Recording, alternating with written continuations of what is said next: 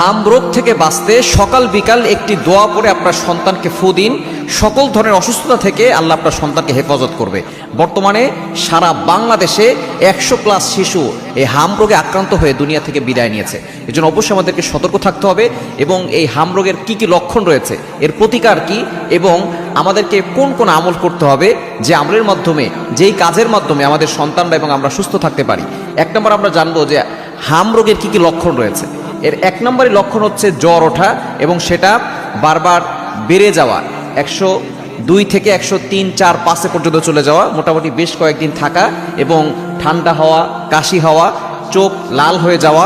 শুধু তাই নয়, লাল লাল যে রেশগুলো আছে সেগুলো শরীরের ভিতরে ওঠা, যে লাল লাল দানাগুলো শরীরে ওঠে, এগুলো যদি ওঠে অবশ্যই সতর্কতা অবলম্বন করতে হবে, দ্রুত চিকিৎসা নেওয়ার ব্যবস্থা করবেন। এবং আপনি অবশ্যই অন্যান্য যেই বাচ্চারা আছে এবং যেখানে জনবহুল লোকজন বেশি থাকে সেখান থেকে আপনার সন্তানকে দূরে সরিয়ে নিয়ে আসবেন।